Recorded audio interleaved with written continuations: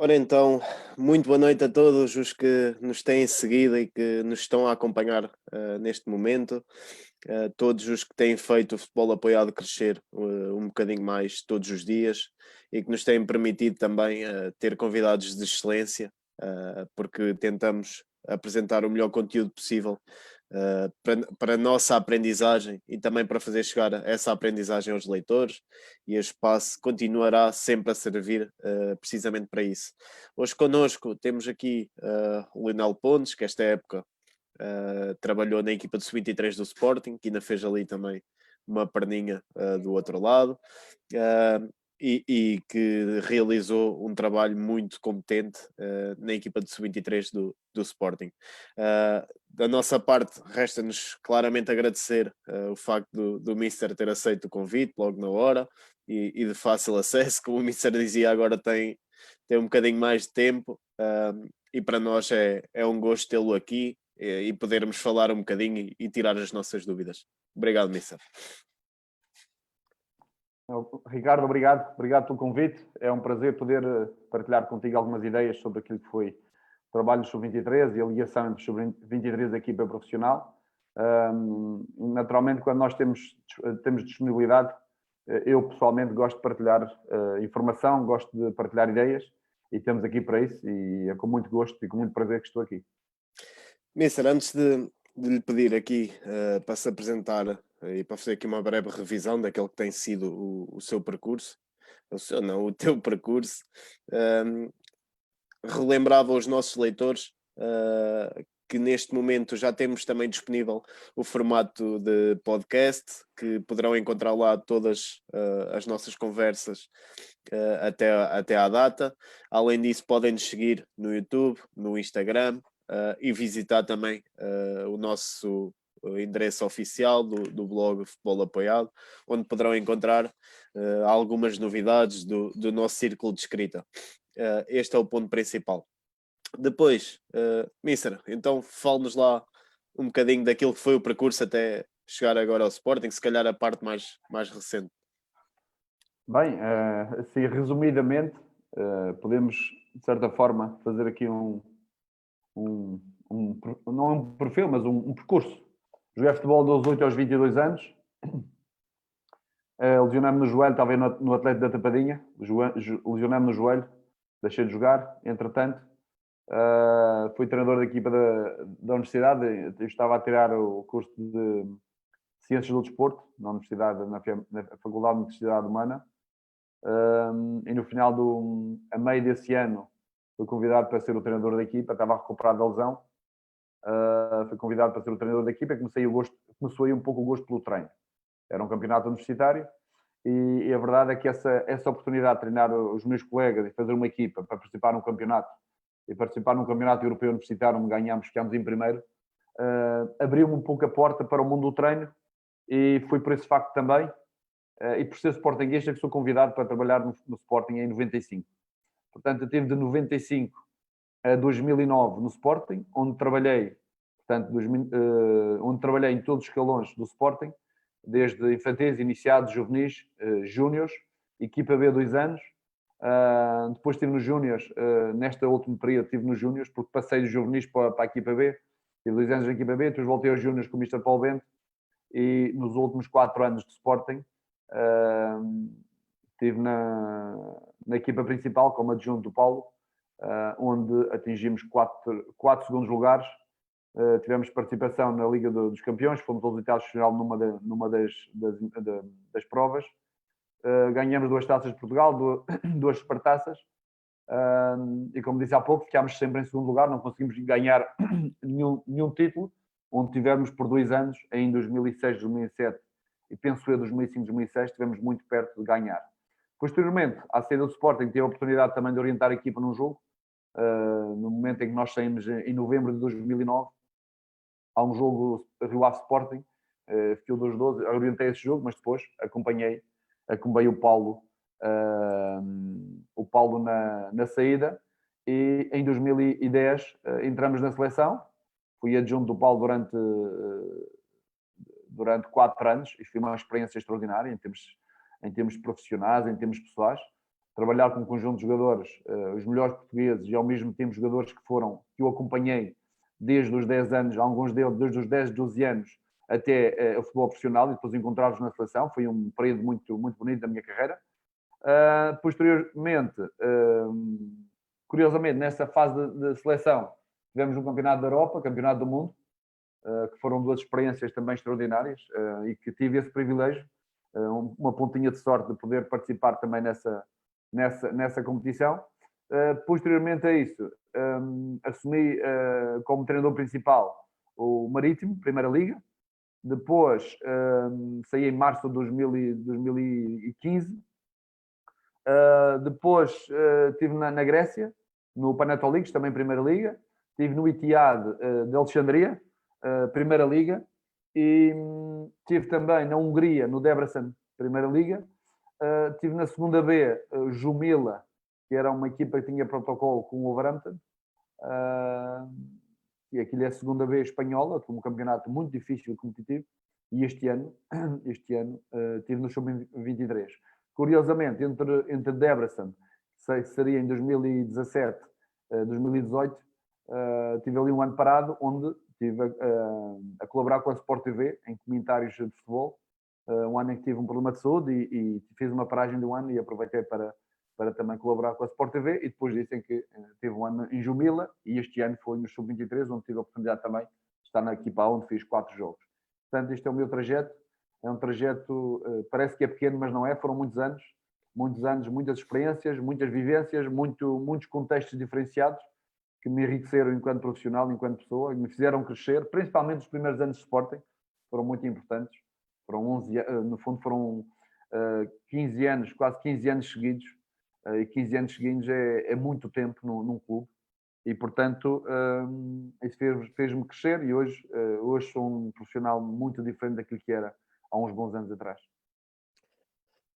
Mister, grande percurso, não é? Parece que foi ontem, se calhar, mas e se calhar quem assiste não sabe deste longo trajeto até agora. Também com já muitos anos de casa de Sporting. E vamos nos focar agora então aqui no tema, depois de já termos aqui dado a conhecer ainda melhor o percurso já extenso e de qualidade.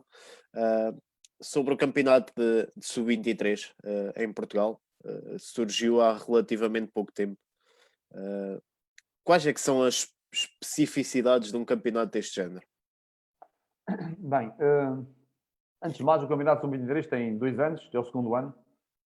Eu acompanhei o aparecimento do campeonato Sub-23 no primeiro ano, e achei que ia ser uma competição onde não ia ter muita competitividade, e para os jovens jogadores provavelmente ia ser mais um campeonato de júniores, onde eles iam jogar mais ou menos com os colegas da mesma idade, e que os melhores jogadores provavelmente não precisariam do campeonato Sub-23, os grandes jogadores, os jogadores de topo, não precisariam deste campeonato para chegar à equipa principal e a um nível mais competitivo. Mas a verdade é que fui crítico no aparecimento, mas sei que o campeonato correu muito bem, foi competitivo, teve bons jogos abertos, jogos onde as equipas procuravam o golo, e no balanço final, entre aquilo que foi a cobertura da Federação, cobertura televisiva, o impacto que teve do ponto de vista desportivo à maior parte daqueles atletas, foi importante, porque houve muitos jogadores que saíram do campeonato Sub-23 para as principais equipas e acabaram por ter a sua oportunidade na Primeira Liga. Por essa ordem de ideias,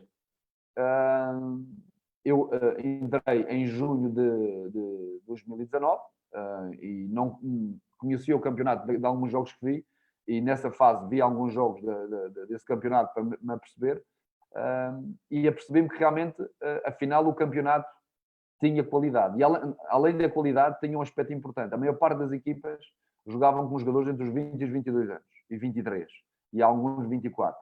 Ao contrário da nossa, a Sporting, mais 2 ou 3, jogavam com jogadores com uma média de idade dos 18 a 19 anos. E isso permitiu que muitos jogadores jovens pudessem ter a oportunidade de competir num contexto muito mais difícil, muito mais exigente do que estarem a competir no escalão de júniores de sub-19 ou no escalão de sub-17. E, portanto, por essa ordem de ideias, sentimos que a evolução dos jogadores foi significativa, principalmente os jovens jogadores. que precisavam desse espaço competitivo, mais exigente, mais estratégico também, com equipas a jogar o ataque, com capacidade de trabalho ofensivo, mas muito trabalho defensivo, porque esta é uma realidade dos clubes grandes. A maior parte dos jogadores passam muito tempo a atacar e pouco tempo a defender. E os princípios defensivos, muitas vezes, em caso de igualdade, acabam por não estar muito bem assentes na sua formação. E este campeonato foi importante também para isso, para dar-lhes contextos difíceis, para dar-lhes um gosto daquilo que é o futebol um pouco a mais alto nível, ter a comunicação social sempre presente, ter os jogos televisionados, obrigá-los a ir às conferências de imprensa, obrigá-los a pensar naquilo que dizem, olhar o lado estratégico do jogo e, no fundo, ter uma metodologia do treino muito orientada para o rendimento e não para a formação, porque estamos a falar de um escalão que está muito próximo da equipa principal. E, portanto, houve evolução, principalmente houve evolução dos jogadores mais jovens, e se nós formos a reparar, os jogadores que estão na equipa principal de Sporting, a maior parte deles são jogadores sub-18. Um deles é sub-17, o Joel ainda é sub-17, o Nuno Mendes é sub-18, o Quaresma é sub-18, o Gonçalo Inácio é sub-19, o Tiago Tomás é sub-18, só o Mateus Nunes é que era um jogador que já tinha 2 anos de sub-23. De resto, eram todos jogadores muito jovens e que evoluíram pelo facto de haver uma equipa de sub-23. É natural que há jogadores sub-19 e até sub-20 que esse contexto já não é bom, porque são jogadores que têm um nível de maturidade e de qualidade técnica e tática que o contexto já não é bom, tem que estar num contexto um pouco mais acima. Mas foi um campeonato importante para lançar os jovens jogadores e para nós sentimos que houve uma evolução significativa da maior parte deles. Mister, se eu disser que realmente naquela altura em que assinas pela equipa sub-23, da minha parte houve ali alguma estranheza e se calhar estranheza também de outras pessoas, dado que tinha num determinado patamar e pensei que fosse de subida. Podemos dizer que o coração falou mais alto nesse momento? Sim, é verdade. O coração falou mais alto porque eu tive 4 anos fora, com experiências diferenciadas. Não consegui estar a fazer 2 épocas seguidas no mesmo sítio. Os sítios onde estive não fui uns sítios de escolha quase por ocasião e não porque não tinha muitas opções e entre não trabalhar e escolher alguns projetos, eu resolvi escolher alguns projetos que eram projetos com pouca consistência. Só para percebermos um contexto, no Jumila, em janeiro, estávamos a 2 pontos do 6º classificado, com possibilidade de lutar por uma presença na Taça do Rei, numa equipa segunda B, que foi considerado o treinador revelação desses 6 meses, em janeiro, estamos a falar em janeiro. Perdemos 5 jogadores. 4 porque o Alvarado resolveu levá-los de volta, só mandou um ilesionado, e perdemos um por lesão, e tivemos que ir ao mercado, ao Sindicato dos Jogadores de Espanha, terceira divisão, para completar o plantel. E a verdade é que no mês de maio tivemos 4 jogos, não ganhamos nenhum. No mês de março ganhamos 2, empatamos 1, perdemos outro. No mês de abril tivemos também 3 ou 4 derrotas e o que aconteceu é que tivemos que ir ao play-off de descida e descemos de divisão. Quando eu era o treinador de revelação, com aquele conjunto de jogadores que nós temos, perdemos 5 jogadores e não conseguimos segurar a equipa, porque realmente a equipa não estava espremida, e retirando 3 ou 4 jogadores que faziam parte do núcleo forte e central, a equipa tornou-se muito, muito, muito frágil e com incapacidade para ganhar jogos. E nesta ordem de ideias, quando aparece esta oportunidade, também era uma oportunidade de ir para casa, de voltar a Portugal, tive 4 anos fora, e era uma oportunidade de voltar ao clube de coração e ao clube ao qual eu me formei. E o projeto era um projeto interessante, nomeadamente trabalhar com o sub-23, jogadores próximos da equipa profissional, tentar dar-lhes um contexto de treino mais competitivo, mais virado para o alto rendimento, no fundo com uma liderança também virada para esse alto rendimento, e assim foi, e nós realmente fomos sentindo ao longo do período, apesar de ser uma equipa que não se perspectivava grande futuro, isto porque a realidade do ano anterior, com os jogadores muito mais velhos, acabámos por não ser campeões desse campeonato, e não houve grande evolução dos jogadores, ou seja, não se aproveitou muitos jogadores para a primeira equipa, este ano, com uma equipa das mais jovens deste campeonato, também não se ambicionava muito mais. Mas a verdade é que os jogadores deram uma grande resposta e à medida que o tempo foi avançando, fomos percebendo que tínhamos ali muita matéria-prima boa para chegar ao alto nível.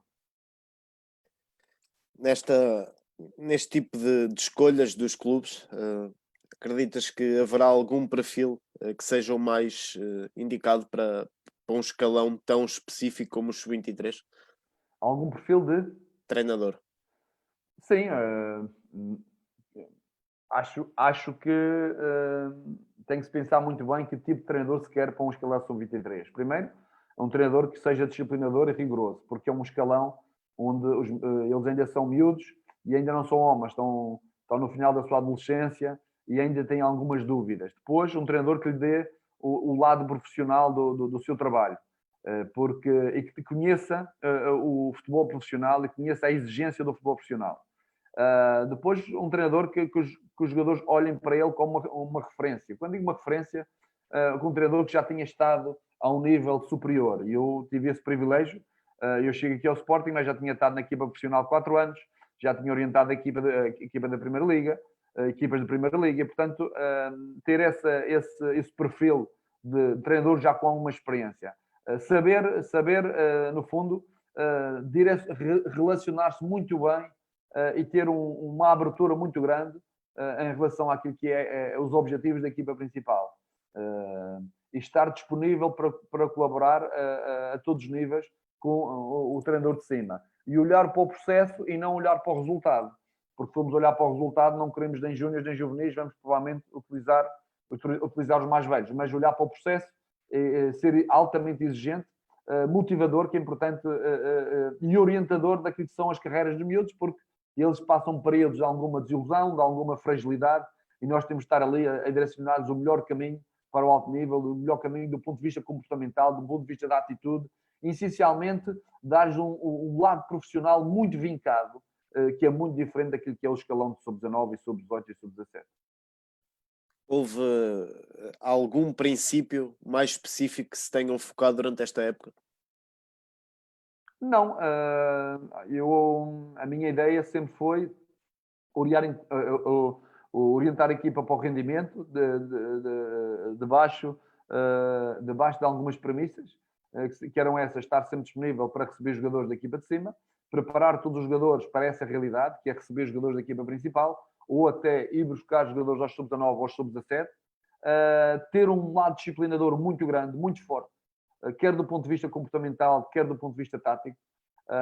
Aliás, até muitas vezes, mais do ponto de vista comportamental, das atitudes e comportamentos do ponto de vista tático, dar-lhes um lado estratégico do jogo, perceber as nuances que o jogo tem, perceber a forma como o adversário joga, porque havia equipas que jogavam de formas diferentes, umas no futebol mais apoiado, noutras no futebol um pouco mais direto, noutras a construção a partir do guarda-redes a 3, noutras a construção a 4. Havia momentos em que o médio defensivo caía numa construção a 3 no corredor lateral, e eles perceberem como é que se anulava esses comportamentos, como é que se fazia a pressão, quem é que fazia a pressão e como é que se fazia a pressão. E foi importante transmitir-lhe estas ideias do ponto de vista daquilo que é os métodos defensivos e o comportamento tático defensivo em função daquilo que o adversário ia apresentando.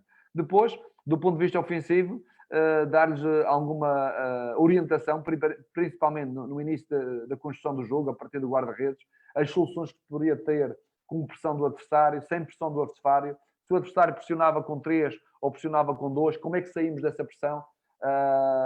E, portanto, e depois até chegar a meter-se no campo onde havia aí maior liberdade de poder tomar decisões, de poder tomar iniciativas individuais, onde depois os comportamentos táticos após cruzamento, após finalização ou quando a bola entrava no último terço, tinha que estar muito assegurados naquilo que era a transição defensiva e o momento da perda da bola. Portanto, isto, no fundo, em termos gerais, estas foram questões muito abordadas e continuadamente damos continuidade ao longo do campeonato.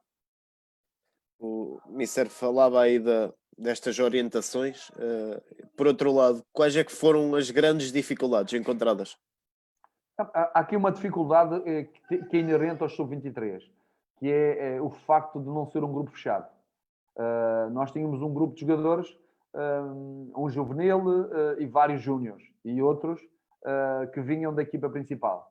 Depois tínhamos outro problema. Ao longo da semana havia muitos jogadores que trabalhavam na equipa principal, principalmente com o Silas. Todos os dias iam 4, 5 jogadores, às vezes 3, eventualmente um ou outro não ia nenhum, mas a maior parte das vezes iam sempre muitos jogadores da equipa principal. E isso requeria da nossa parte alguma dinâmica, algum engenho, alguma criatividade e algum cuidado no nosso planeamento, de forma a conseguirmos os objetivos, sabendo de antemão que a determinados exercícios tínhamos que os modificar pela alteração numérica quase à última da hora. E esta é uma dificuldade que nós tínhamos, como a dificuldade também de chegar ao fim de semana e fazer a convocatória e perceber que alguns jogadores júniores não eram convocados, tinham que jogar abaixo no júnior, na equipa de baixo, ou muitas vezes a convocatória quase feita e haver jogadores da equipa principal a descer e nós tínhamos que ajustar.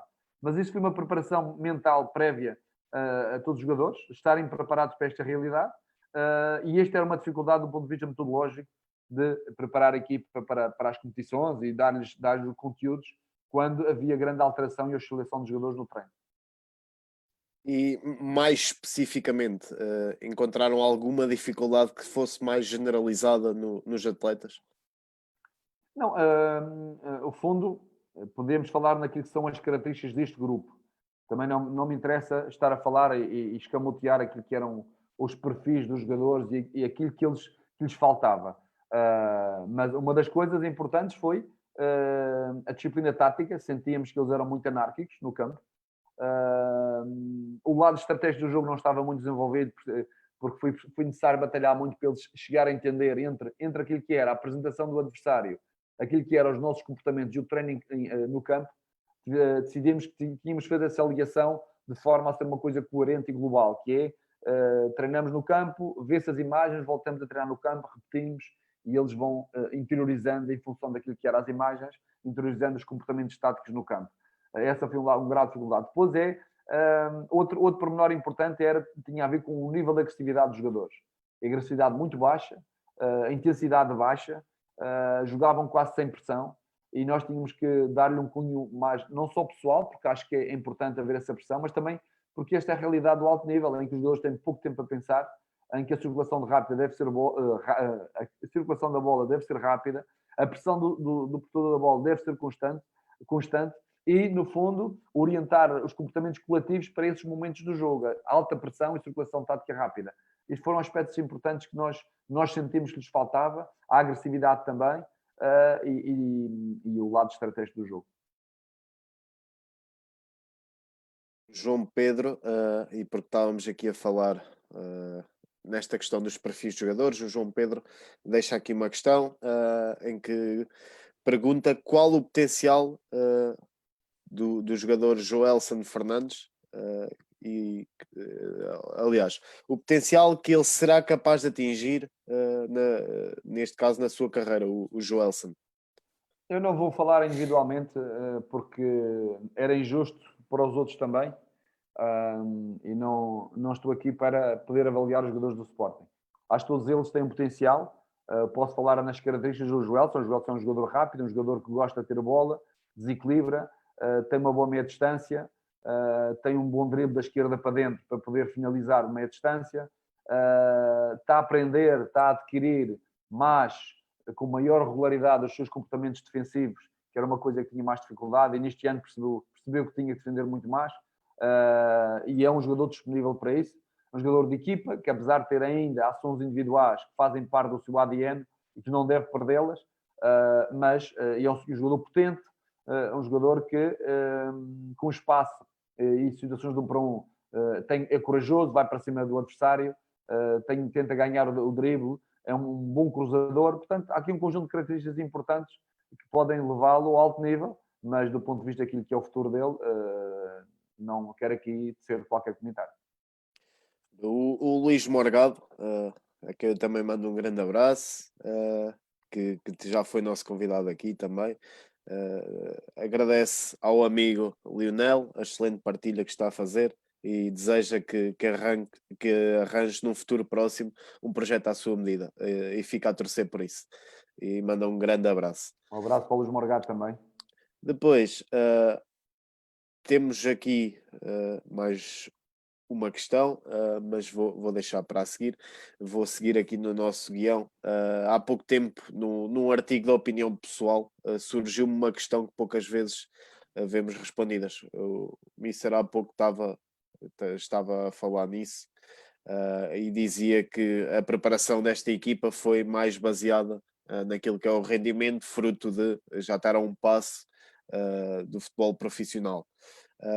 Esta questão terá certamente ligação, lá está, ao projeto desportivo de cada clube, neste caso o futebol profissional, mas poucas não são as vezes em que se assume a competição a partir de determinada etapa formativa do atleta, ou seja, em vez de formação, começar a olhar mais no sentido de competição. Neste sentido, os sub-23 serão ainda uma etapa formativa do atleta, apesar dessa preparação para o rendimento, ou está completamente virada para o rendimento. Neste caso, rendimento e formação andam de mãos dadas na mesma, ou só se irá olhar para aquilo que se pretende num futuro mais imediato? Nós nunca podemos dissociar o resultado da formação, porque isto é um engano. O jogo deve ser ensinado nesta perspectiva.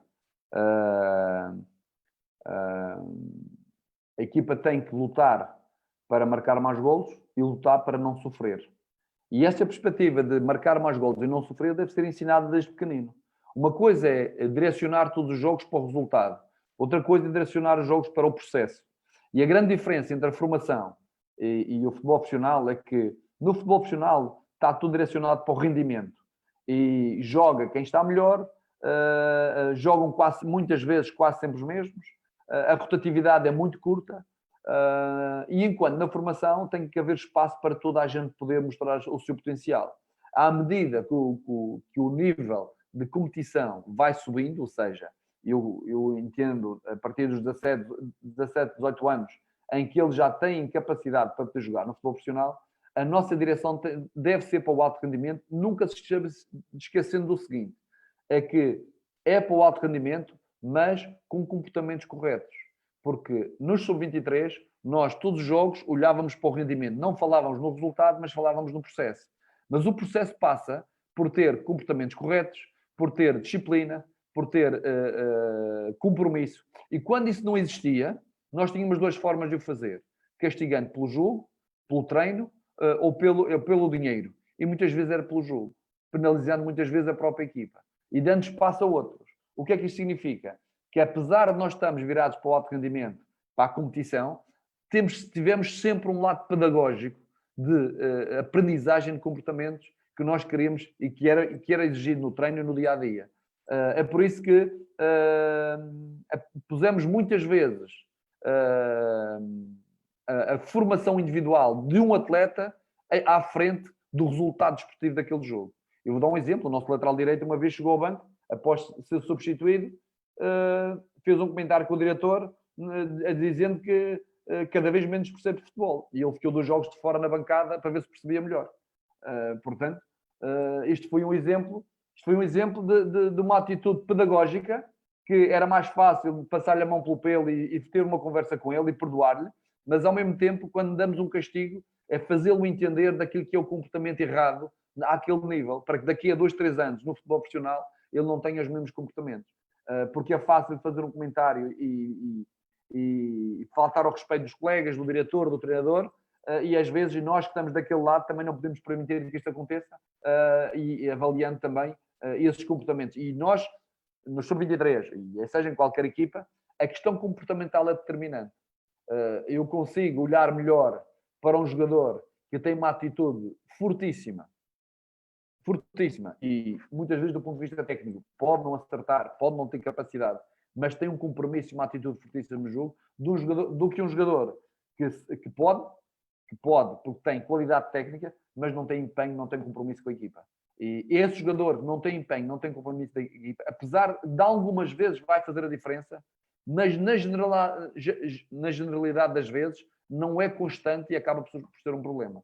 E, portanto, é nesta fase que nós temos que resolver um conjunto de questões que não foram resolvidas anteriormente para eles poderem estar minimamente preparados para o alto nível. Então, nesta etapa desportiva, assume-se claramente uma importância, se calhar maior do que em qualquer outra, porque estão naquele pequeno espaço e naquele pequeno passo, a um pequeno passo de chegar, se calhar, a uma etapa que sempre sonharam. É importante, lá está,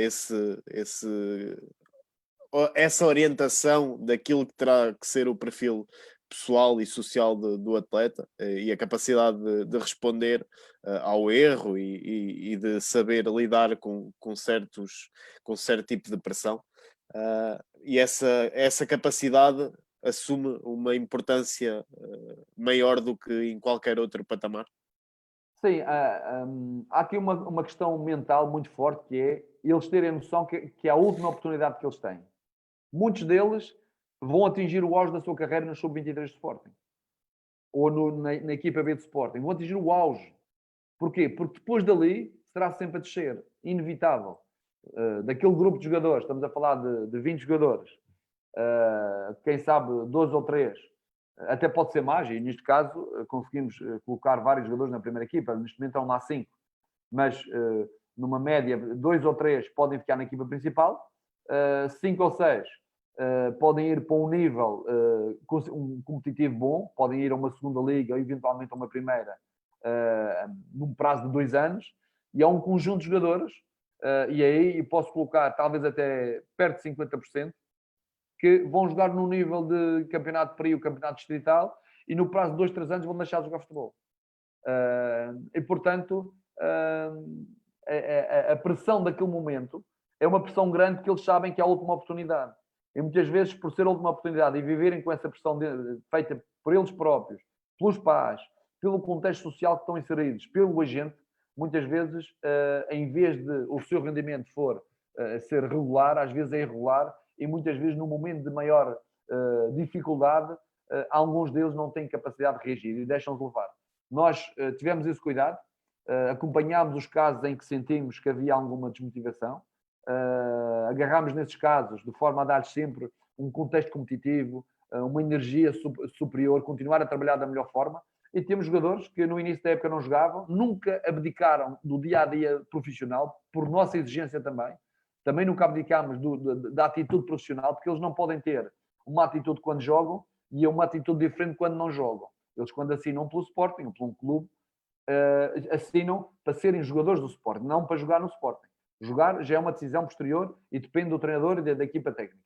E, portanto, esta atitude tem que ser igual. E nós curiosamente, e foi um privilégio trabalhar com esses jogadores, que tiveram sempre uma atitude muito forte, jogando ou não jogando, e muitos deles, aliás, vários deles, que fizeram uma primeira parte da época a jogar muito pouco, acabaram a época a serem titulares e a terem até uma perspectiva diferente de carreira daquilo que tinha no início da época. Ou seja, esta criação lá está, de um grupo com várias etapas ainda na sua carreira, porque como o Mister estava a dizer há pouco, 18 anos, 17 anos, depois o Mateus com 22, penso eu, ou 21, assim qualquer 21, coisa, 21. exatamente. Ou seja, várias etapas ali. Essa foi uma oportunidade para cada um, mas terá sido um processo algo difícil na construção da equipa. Como é que vocês faziam essa gestão em relação àquilo que eram as vossas ideias? Haveria espaço para desenvolver os atletas dentro de um modelo idealizado por vocês, ou um modelo que teria que servir de ponte para a equipa A? Essa é uma pergunta que pode ter várias interpretações. Primeiro porque das poucas equipas no mundo que eu conheço, que o modelo de jogo da equipa A é igual ao modelo de jogo formativo e vice-versa, é o Barcelona. Não conheço muitas más. Essa conheço, o método de treino, os princípios de jogo, o perfil de jogador e o perfil de treinador é construído desde os benjamins, escolinhas, até a equipa profissional. Até o perfil de treinador para a equipa principal requer determinados requisitos que têm a ver com o seu modelo de jogo, aquilo que eles acreditam. E, portanto, aqui não é o caso. O que acontece aqui é que a equipa profissional vai alterando a sua forma de jogar por dois motivos. Pelo tipo de jogadores que vão chegando, com perfis diferenciados, e ao mesmo tempo o treinador que vai alterando o seu modelo de jogo. E, portanto, aqui não há uma relação entre o tipo de treinador e o tipo de jogadores que tem, ou o tipo de treinador relacionado com aquilo que é o processo formativo. A formação tem um modelo de jogo que foi desenvolvido, e eu tive participação nesse modelo de jogo no ano de 2001, 2002, quando a academia abriu. Construímos um modelo de organização coletiva do jogo, que, no fundo, era os comportamentos táticos dos jogadores em função do posicionamento da bola, e era um modelo seguido pela maior parte dos treinadores, onde as equipas estavam muito bem identificadas. E o crescimento do jogador também passava por crescer debaixo de uma ideia. Naturalmente que é um modelo de jogo que nunca foi acabado, porque nunca vai ser acabado o modelo de jogo, porque há sempre nuances a aparecer para poder acrescentar esse modelo, e havia nuances. O modelo de jogo baseava-se no sistema 4-3-3, onde havia a nuance de jogar com dois médios centros e um número 10, em 4-2-3-1, e havia nuance também de jogar em 4-4-2. Mas, durante o processo, e principalmente com o tipo de jogadores que tínhamos, começámos também a introduzir outras nuances. Jogar mais vezes com dois pontas de lança, porque é uma realidade que os jogadores vão encontrar no futuro. Jogar com uma estrutura de três centrais, que é uma realidade cada vez mais a aparecer e que pode aparecer no futuro. E depois, nestes últimos anos, eu tive fora do Sporting, abandonou-se um bocadinho esse modelo, e no fundo esse modelo está ultrapassado, porque o futebol evoluiu, o futebol mudou, e este ano já estávamos a tentar introduzir novas ideias para este novo modelo de jogo, onde tivemos várias reuniões técnicas para discutir a construção do jogo ofensivo, o processo defensivo, os momentos de transição que devemos fazer, e chegámos, depois fomos dando um cunho pessoal também a esse trabalho. Por exemplo, o 4-3-3 estava-se a transformar em 3-4-3, onde os alas que no passado jogavam com o pé do seu lado de corredor, hoje em dia os alas trocam muito, ou seja, jogam de pé contrário. Os laterais, que antigamente atacavam à vez, agora já começam a atacar em simultâneo. A construção do jogo passa por dois momentos em que, com dois médios interiores e um 6, em alguns momentos são os médios interiores a saltar, em outros momentos é o médio defensivo a baixar, construindo o jogo a 3, projetando muito mais os laterais, jogando com os médios ala mais por dentro, e aí os médios interiores já não saltam tão em apoio. E há esta variabilidade de construção do jogo, que a evolução do jogo teve, também foi importante introduzi-la, e fomos introduzindo. Neste caso, sub-23, jogávamos em 4-3-3, o jogo transformava-se muitas vezes em 3-4-3, jogámos também em 3-5-2 alguns momentos do jogo. Era um sistema alternativo face ao tipo de resultado que tinhas. Queríamos uma equipa um pouco mais ofensiva, uma equipa que mais desequilibrada do ponto de vista defensivo, mas mais ofensiva do ponto de vista do ataque, e criámos esse sistema de jogo. E, portanto, houve aqui várias nuances que foram acrescentadas este ano, coisa que provavelmente não acontecia nos escalões anteriores, mas que nós achámos importante para dar esse estímulo aos jogadores. Nós tivemos aqui o Pedro Ilhar, como falávamos há pouco, e nessa conversa ele tocou num assunto em relação ao 3-5-2 ou 1-3-5-2, que vai de encontro a esta ideia do capacitar os atletas e dotá-los de experiências diferentes, e que muitas das vezes aquilo que ouvimos e em que crescemos, eu, por exemplo, me estou a lançar, sempre me foi lançada aquela ideia: vais para o escalão de sub-14 ou de sub-15, é mais fácil incutires o 1-4-3-3, porque é o esquema tático, o sistema tático mais fácil deles aprender. E muitas das vezes falávamos dessa questão de porquê? Porque hoje em dia o futebol mudou, como o Mister estava a dizer, dificilmente encontramos um modelo que seja igual dos iniciados até aos séniores, ou dos infantis, ou o que lhe quiserem chamar, até aos séniores. e é importante é dotá-los dessa experiência de entrarem e perceberem o jogo. Nesse sentido, os planos diários que se faziam eram construídos em função de dotar os jogadores do maior número de experiências também? Sim, a nossa ideia no Sub-23 foi um pouco isso. Nós chegámos a utilizar 3 sistemas diferentes. No fundo, sistemas de base, ou seja, iniciámos o jogo, já iniciávamos o jogo em 4-3-3, iniciamos o jogo em 3-4-3, iniciamos o jogo em 4-4-2 losango, e eventualmente penso eu que chegámos a utilizar o 4-4-2 clássico. Mas depois havia aqui algumas variantes. O 4-3-3 transformava-se, o 4-3-3 tradicional transformava-se em 3-4-3, nós baixávamos o médio defensivo, alargávamos um pouco os centrais, subíamos os laterais, jogávamos com os alas por dentro, e o 4-4-2 losango transformava-se em 3-5-2 com o mesmo mecanismo. O médio defensivo baixava e jogávamos depois com uma linha de 4, os alas, os laterais, com os médios interiores quase numa linha, o 10 e os 2 pontas de lança. E criámos mecanismos e comportamentos táticos ao longo do ano, de forma que os jogadores, quando se mudava de sistema ou quando se construía a 3, os jogadores já sabiam o que é que tinham que fazer. E esta aprendizagem é importante, porque eles têm grande capacidade de assimilar as coisas e, no fundo, de transportá-las para o treino. Nós normalmente mostrava em PowerPoint, levava o quadro para o campo, explicávamos no quadro e depois treinávamos, repetíamos, dávamos complexidade ao exercício e à medida do tempo eles vão percebendo isso. E significava que quando se mudava no jogo, e mudámos muitas vezes no jogo, vou dar um exemplo feliz, não foi só um, foram vários. Nós mudámos de 4-3-3 para 3-5-2 num jogo do Aves e acabámos de ganhar 1-0, tendo o número 10 em suporte aos 2 pontas de lança, e é o número 10 que faz o golo. Estávamos a perder 2-0 contra o Benfica, alterámos para 3-5-2 e acabámos por dar a volta ao resultado. E, portanto, é importante muitas vezes ter esta variabilidade, mas esta variabilidade só tem sentido se treinarmos. E eles perceberem, quando se muda um jogador de um determinado setor e acrescenta-se noutro, vai haver outro desenho tático.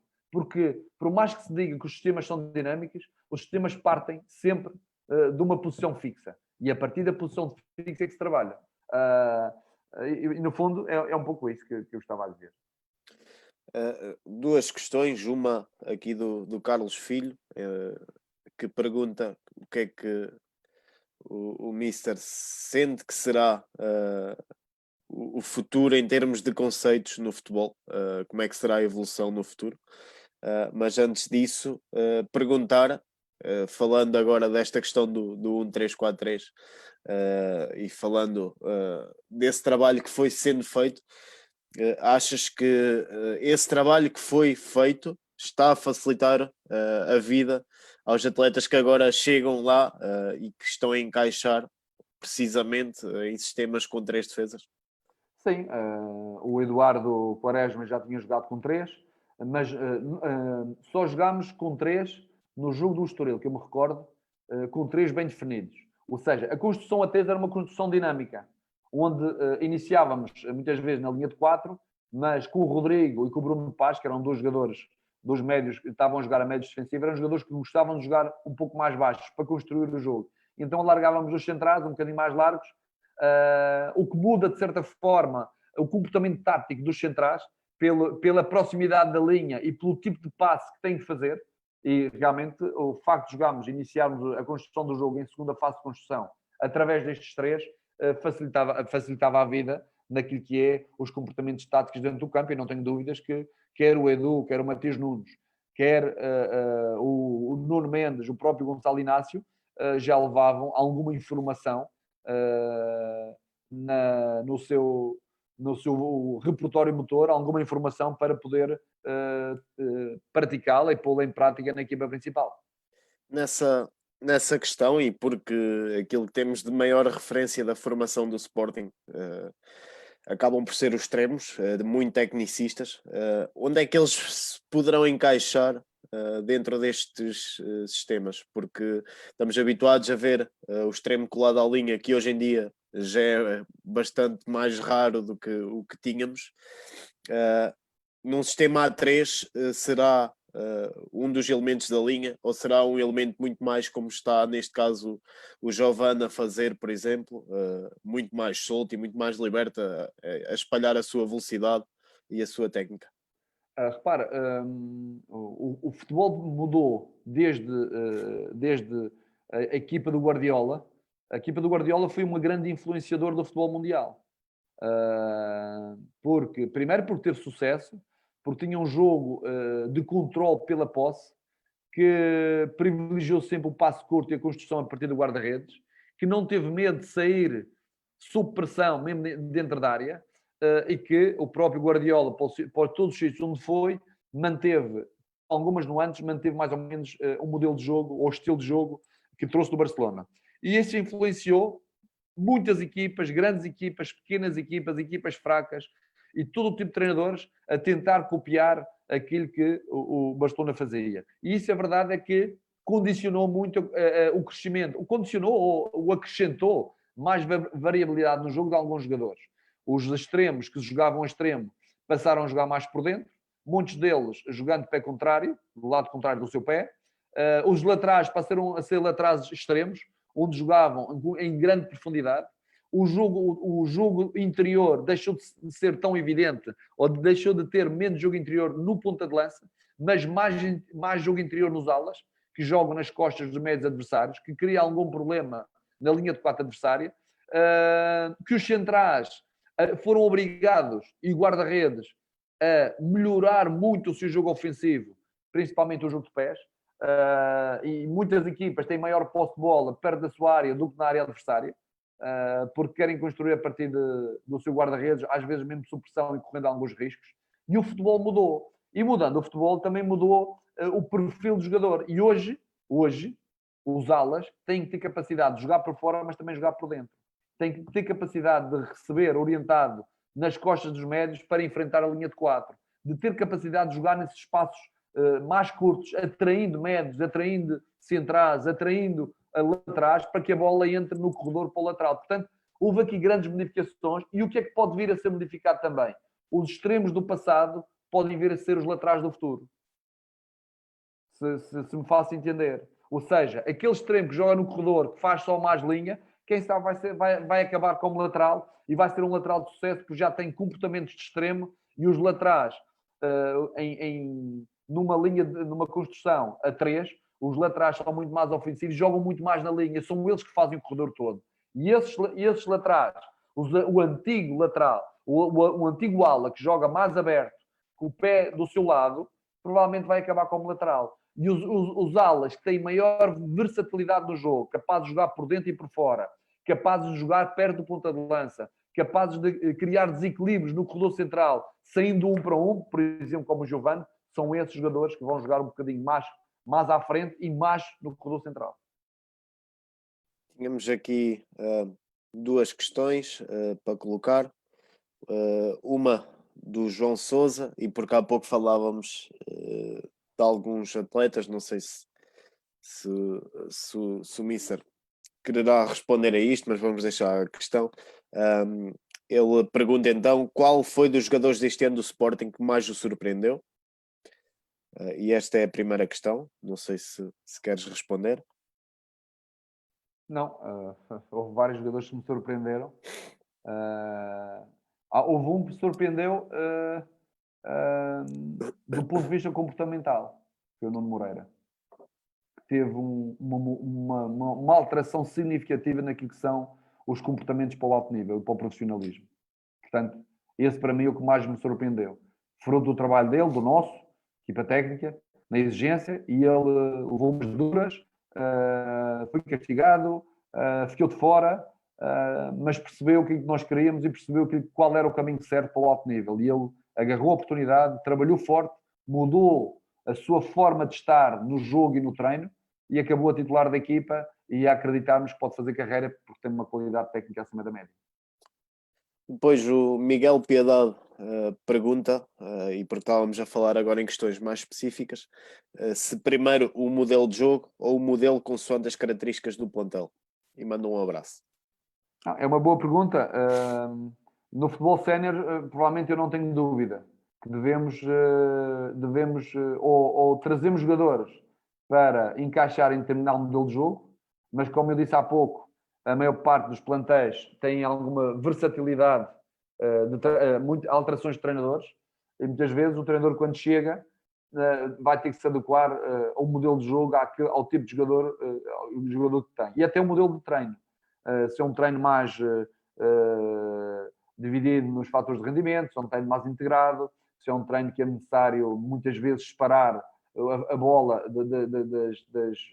da componente física. Depois é o estilo de jogo que se joga, é um jogo mais direto, mais apoiado, é um jogo mais pelos corredores, mais pelo jogo interior, e depois é o sistema de jogo desse modelo, que o sistema de jogo se utiliza em função daquilo que são os jogadores que se têm. Não se pode jogar um jogo à Barcelona, assim dizer, com jogadores que têm muita dificuldade técnica.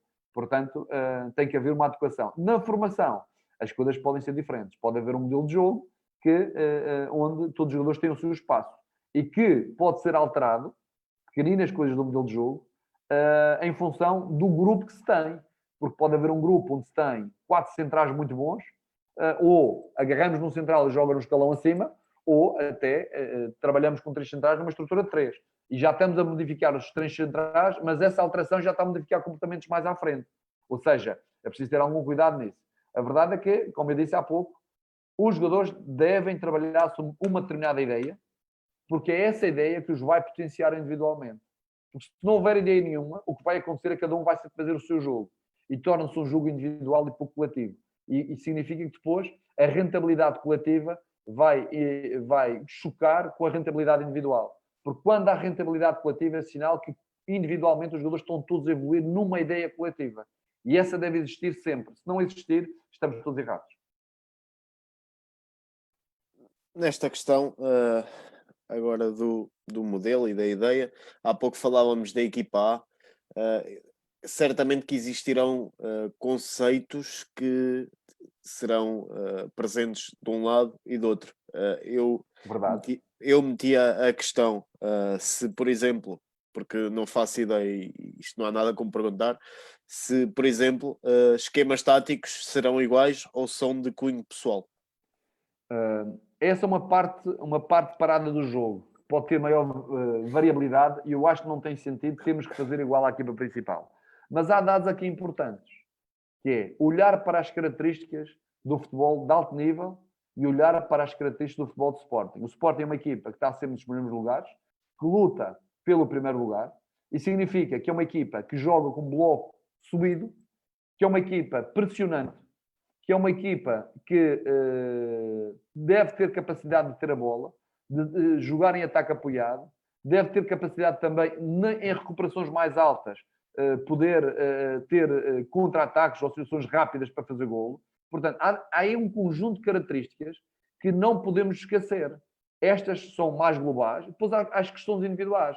O jogador de Sporting, em primeiro nível, da primeira equipa, tem que ter uma qualidade elevada, qualidade técnica elevada, porque contra o mau passo não há técnica que aguente, e os jogadores de cima têm que ter essa capacidade, têm que ter um poder e grande capacidade de tomar boas decisões em função do contexto do jogo, ter personalidade, porque para jogar numa equipa grande é preciso ter personalidade. Personalidade de não ter medo de ter bola, jogar sob pressão dos adeptos, jogar com um estádio de 50 mil pessoas, saber sofrer para poder ganhar jogos, ser resistente e resiliente. Ou seja, há um conjunto de características, não só do ponto de vista técnico-tático, do ponto de vista psicológico, mas também do ponto de vista físico, que devem ser trabalhadas ao longo do processo formativo. Porque, no fundo, são elas que vão dar suporte ao rendimento destes jogadores. Nessa questão da parte técnica do atleta, eu não sei qual é a opinião e por isso nada como perguntar, lá está. Vemos muito o foco na saída em construção desde o guarda-redes. O guarda-redes da equipa grande, se errar uma vez em 100 e se isso der golo, possivelmente está a condicionar logo alguma coisa. Por muito que seja um guarda-redes de qualidade, dificilmente poderá não acontecer um erro desses. O que é que achas em relação a esse tipo de jogo? Se realmente isto virou moda, ou tem os seus próprios benefícios, mas deve-se olhar às características dos atletas, porque muitas das vezes queremos realmente jogar desde trás, mas se tivermos 10 atletas muito bons e o guarda-redes for manual com os pés, porque pode ser muito bom em muita coisa, e ter algumas dificuldades com os pés, é óbvio que tudo é trabalhável, mas num clube como o Sporting, ou como o Benfica, ou como o Porto, ou seja quem for que está na luta por um título, temos que apresentar resultados imediatos. Há espaço para isso? Este é uma pergunta muito mais abrangente. Primeira questão importante é que as equipas grandes normalmente têm grande capacidade de recrutamento e essa capacidade de recrutamento permite-lhe buscar os melhores jogadores. Significa que são jogadores que já revelam potencial para o alto nível.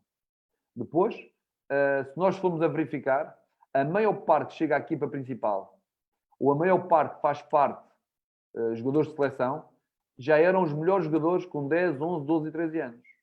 Eles não eram toscos nessa altura. Eles já eram melhores e já tinham um conjunto de características que se previa que daqui a 5, 6, 7 anos, num processo contínuo de formação, eles iam chegar a alto nível. Depois, a vantagem de chegar cedo a uma equipa que tem formação. Chegar cedo, o que é que significa? Chegar entre os 8 e os 13, 14 anos. Porque a maior parte dos jogadores que chegam com 15, 16, 17 anos, até um pouco mais, têm muita dificuldade depois de implantar. Porque isto não é só as questões técnico-táticas, são as questões mentais. É adquirir aquele ADN de clube grande que lhes permite, ao longo do tempo, ir saltando barreiras e ganhando variáveis para o alto nível. E há jogadores, quando chegam aos 15, 16 anos, porque são os melhores nas equipas deles, passam 1 ou 2 anos no Sporting, 3, 4 anos depois quase nem estão a jogar futebol, ou voltam para o clube da terra. Significa que há aqui um aspecto importante que é o recrutamento, que é recrutar mais cedo, recrutar os melhores e trabalhar esses melhores. Porque entre os melhores e os outros tem que se construir os plantéis. E há uns que são para o alto nível e há outros que são para ajudar esses jogadores para o alto nível. Fazem parte do grupo. E que provavelmente não vão chegar a alto nível, vão chegar a um nível mediano, mas estão ali para ajudar. Nesta ordem de ideias, significa que o trabalho individual é fundamental nos escalões jovens. Entre os 8... Aliás, é sempre importante, mas muito mais importante nas fases de aquisição, nas fases em que os jogadores estão muito mais disponíveis do ponto de vista motor para ganhar bons comportamentos técnicos. É por isso que a técnica individual deve ser ensinada desde muito cedo, dar a importância a isso. A forma como se treina é que pode ser variada. Não, isto não implica que tem que ser cada um com uma bola, que tem que ser 2 a 2, tem que ser 3 a 3. Há variadíssimos exercícios, mas também acho que deve ser também cada um com uma bola. E isto tem a ver com as etapas, com os momentos em que as coisas são adquiridas.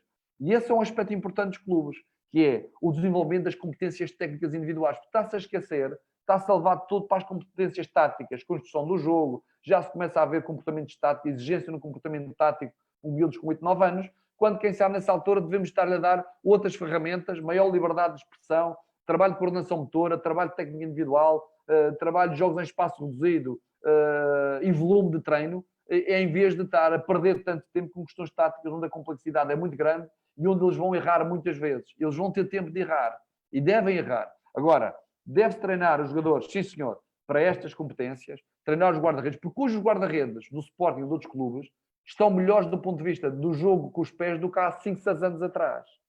Portanto, e mesmo assim ainda falta muito trabalho, porque já perderam ali há alguns anos entre os 8 e os 14, 15 anos. E é importante que nessas fases o guarda-redes trabalhe muito com os pés. Pé direito, pé esquerdo, jogo interior, jogo exterior, jogo mais curto, jogo mais largo. E isto é importante, este trabalho desde a base, que é a técnica individual associada a um gesto tático do jogo. Ok? E por isso é importante dar essa importância aos jogadores, de forma a que, à medida que vão subindo no escalão, nesta linha de montagem, que se pode assim chamar, vão evoluindo nas suas competências técnicas individuais associadas às ações táticas da sua posição. Nesta questão, já agora podemos acrescentar que depois, aquilo que é a crença do treinador num determinado estilo de jogo, que é eu gosto de sair sempre a jogar, com pressão ou sem pressão. Se tiver pressão a 3, saio por fora. Se tiver pressão a 2, sai por dentro.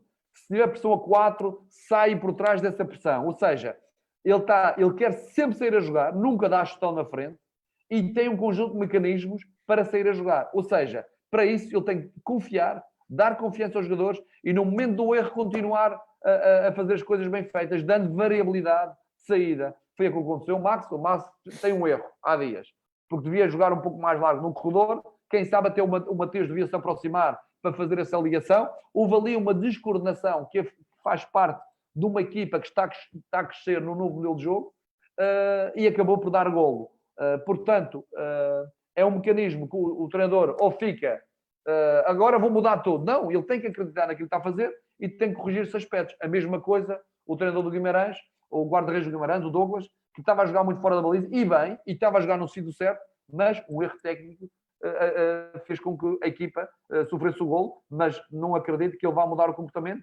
Se é uma equipa que joga subida, o último homem da linha de 4 tem que ser o guarda-redes e tem que jogar subido, e portanto isso são comportamentos que devem ser adquiridos quanto mais cedo, melhor, mas sempre associados à componente técnica de suporte a essas ações.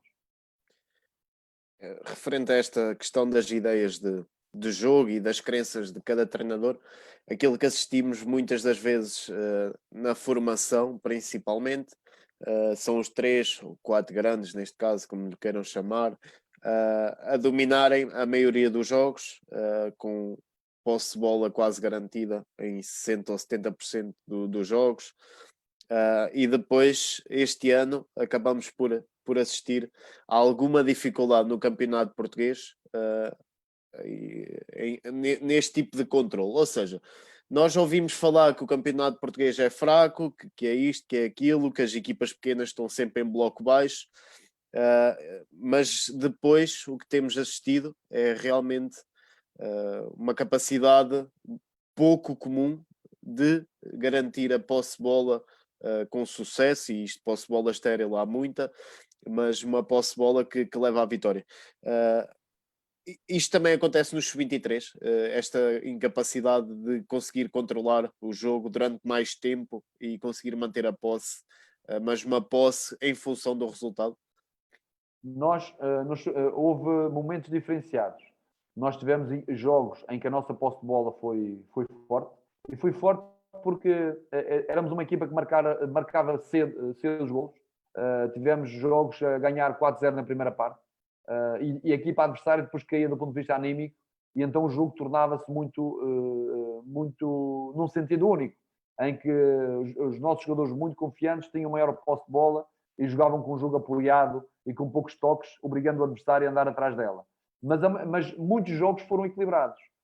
Foi raro, as equipas tiveram mais posse de bola que nós, mas muitos jogos o equilíbrio foi grande e tivemos de passar muitos momentos sem bola. Aliás, um dos problemas que nós viemos a sentir era a reação à perda da bola e o estar muito tempo sem bola. Eram jogadores que não estavam habituados a isso. Como tu disseste há pouco, um campeonato de júniores e juvenis, a maior parte deles tem 20 jogos de nível de dificuldade baixo e 10 jogos de nível de dificuldade elevado. E durante esses 20 jogos, jogam numa equipa adversária, fazem muitos golos, não precisam defender.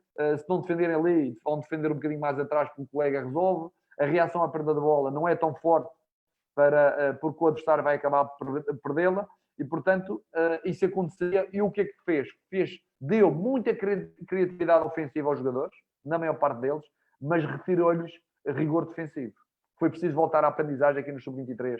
Muito trabalho de princípios defensivos, muito trabalho de coordenação de linha de 4, muito trabalho dos alas a defender por dentro e a defender baixos, muito trabalho do ponta de lança a alternar a pressão sobre o central e sobre o meio defensivo, o saltar linhas dos jogadores para pressionar um pouco mais alto, o encurtar linhas, a linha defensiva a jogar a subida, o guarda-redes jogar a subida, tudo isto quase requeriu uma reciclagem, porque o campeonato Sub-23 assim o obrigou a ter esses mecanismos defensivos muito mais bem trabalhados. E essa foi uma luta que nós tivemos e que acaba por dar resultados, fruto essencialmente de tornar os jogos mais equilibrados, porque os jogadores que nós tínhamos eram jogadores muito jovens. Nós estávamos a jogar com jogadores com diferenças de 5 anos, 4, 5, 5 anos. E naquela fase é uma diferença que se sente dentro do relevado.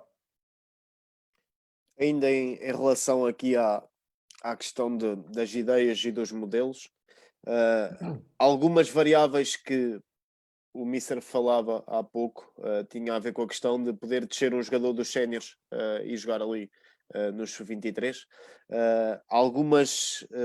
Alguma vez foi pedido, por exemplo, para ter determinada variável dentro da dinâmica da equipa que pudesse beneficiar essa entrada desses jogadores? Não, a variável é sempre dar volume de jogo, a possibilidade que eles possam competir, porque não vão competir no fim de semana na equipa principal, e colocá-los na posição que eles podem render melhor. E é fundamental que isso assim aconteça. Quando temos tempo de os treinar, damos algumas noções táticas de posicionamento. Temos muito mais dificuldade nas bolas paradas, porque a bola parada tem ali um conjunto de comportamentos, não só de quem bate, como quem movimenta. Nós chegamos a perder um jogo com o Benfica à conta de um mau posicionamento da bola parada de um jogador que veio da equipa principal, que é perfeitamente normal, que não cumpriu uma indicação importante naquele momento do jogo, que não estava habituado nem estava rotinado a fazer aquela ação. E nós tentamos colocá-los nas posições mais que têm a ver um pouco com as suas características, mas também tem a ver um pouco com aquilo que vão fazendo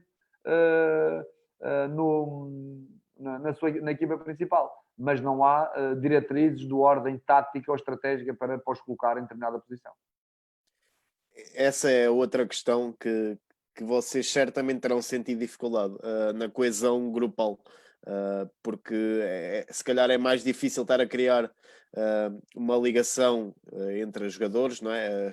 Os tais connectings, entre os jogadores e criar esses laços que permitem quase jogar de olhos fechados.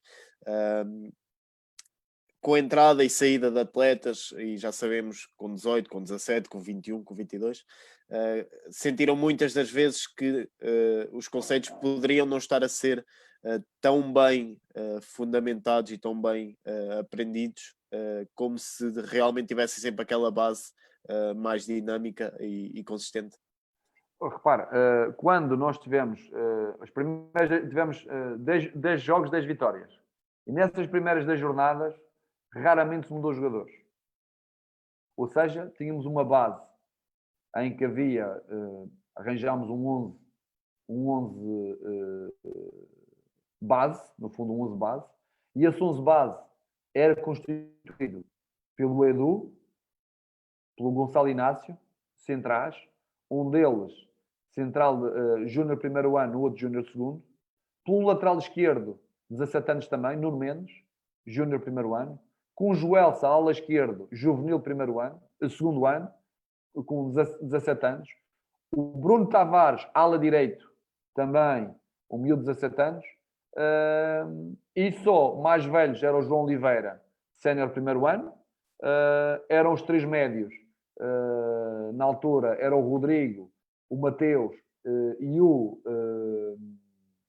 João, o Tomás Silva, e na frente o Pedro Mendes. Esta era a equipa base, onde tinha ali, portanto, 2, 3, 4, 5 jogadores, 6 jogadores júniores, que o Rodrigo também era júnior segundo ano. Tínhamos 6 jogadores júniores, tínhamos um sénior segundo ano, que era o Matias Nunes, Pedro Mendes e Tomás Silva, séniores primeiro, e João Oliveira, séniores primeiro, com o guarda-redes, o Diogo, que era o que vinha da equipa principal também, de 21 anos. Portanto, uma equipa muito jovem. À medida que foi só escalando jogadores, principalmente uns vindos júniores e outros vindos da equipa A, perdesse alguma coesão, alguma dinâmica coletiva. Porque a coesão, a dinâmica ganha-se com o treino e com o jogo, com a repetição, com a dinâmica estrutural, a ligação da linha de 4, a ligação do guarda-redes com a linha de 4, a ligação da linha de 4 com os médios, a ligação dos médios com os atacantes. E quanto mais trabalharem juntos, mais se conhecem uns aos outros e mais percebem os comportamentos a ter em função da bola e do comportamento do companheiro. Porque qualquer movimento da bola movimenta os 11 jogadores, mas também os jogadores perto da bola, na sua movimentação, está a implicar diferentes passos que quem está à volta tem que saber adequar.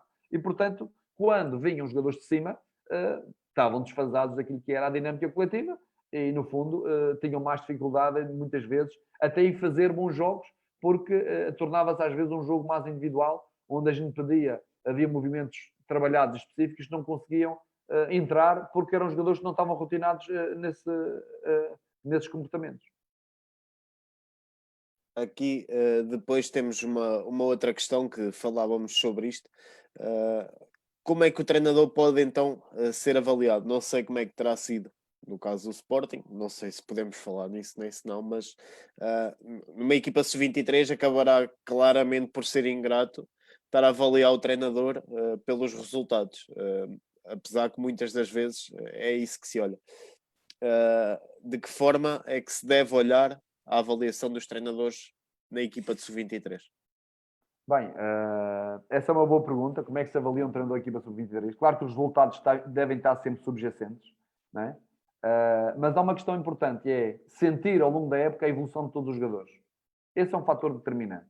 A evolução dos jogadores para o alto nível, a capacidade desses jogadores poder se impor na equipa principal. No fundo, isso é o grande objetivo do sub-23. É que potenciar um conjunto de jogadores de forma a ele chegar à equipa principal. A relação que esse treinador estabelece com a equipa principal, uma relação aberta, frontal, consciente do papel que tem, que é um papel além de formar jogadores para o alto rendimento, também formar pessoas e formar perfis para o alto nível, ter um relacionamento também próximo e direto, não só com o coordenador, mas também com o treinador de júnior. Evitar os problemas, não criar problemas, enfrentar os problemas que acontecem e criar um compromisso muito grande com os jogadores do ponto de vista daquilo que é a disciplina, do que é a estratégia, do que é o modelo de jogo, daquilo que é as ideias do departamento e de um treinador. E, no fundo, avaliar o treinador por esse compromisso, pela atitude séria e organizada, pela frontalidade e pela evolução dos jogadores. Depois, há uma questão importante que é o ganhar ou perder.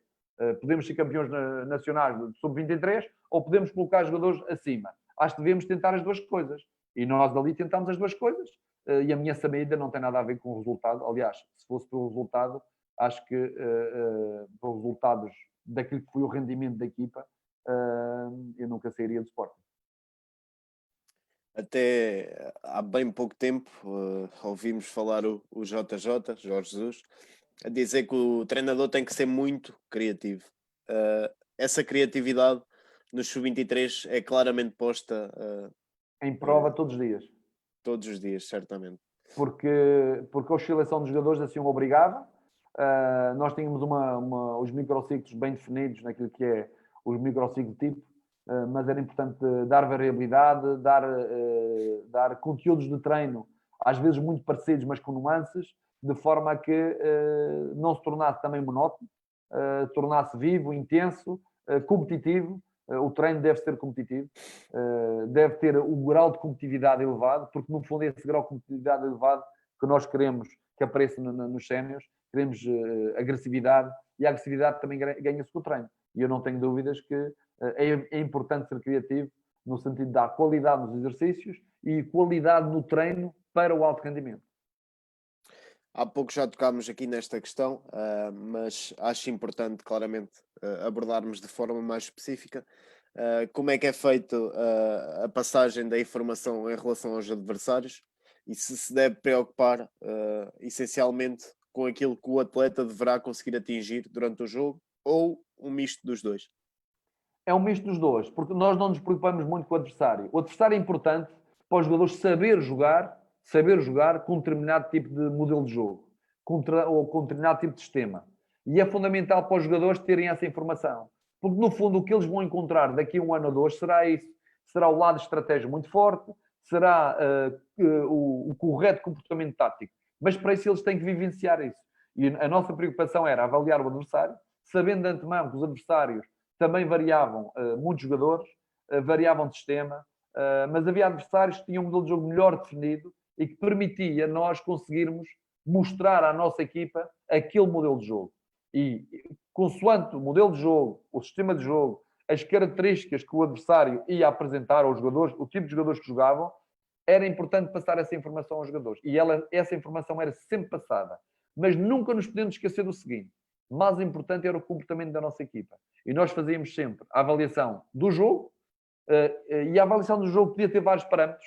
Podia ser um dia mais baseado no processo ofensivo, podia ser no outro dia mais baseado no processo defensivo, podia ser um dia mais em transições do jogo. Era aquilo que o jogo dava e nós agarrávamos nisso para poder avaliar. Até chegámos a avaliar jogos do ponto de vista comportamental e disciplinar, principalmente na pré-temporada. Nós tivemos um jogo de pré-temporada onde os jogadores falavam mais do que jogavam, caíam, não se levantavam, não reagiam à perda da bola, pouco rigorosos, pouco atentos, indisciplinados. E, por exemplo, uma análise de jogo foi só uma palestra sobre estas questões, para tentarmos resolver um problema que acontecia e que não era suposto acontecer já no sub-23. Então, isso significa que nós demos sempre muita atenção à nossa equipa. As nuances táticas, pequenas nuances táticas, eram faladas no treino ao longo da semana em função do adversário, mas a preocupação sempre foi a nossa equipa, a análise da nossa equipa, a preparação do jogo seguinte, com algumas nuances táticas que era importante eles vivê-las, senti-las e perceber que há determinados comportamentos que são ajustados àquilo que está a acontecer no jogo. Há pouco também já tocámos neste assunto de reconhecidamente o campeonato sub-23 ser normalmente ter jogos com muitos golos. A razão de ser disto será a tal falta de conhecimento tático e maturidade dos atletas, ou também de existir uma despreocupação com aqueles que serão aspectos mais táticos e defensivos? Essa é verdade, mas também houve muitos. O facto de haver muitos golos significa que também houve ali um trabalho. A maior parte das equipas pressionavam de uma forma muito agressiva e alta. O que acontecia? E a maior parte das equipas gostava de sair a jogar. Ou seja, naquela fase de primeira e segunda fase de construção, houve muitas situações de roubos de bola, que fez com que, na transição para o ataque, as equipas fizessem muitos gols. Depois as equipas, pela sua imaturidade, têm dificuldade em gerir um resultado, a estarem a perder por 1-2-0 e dar a volta ao resultado.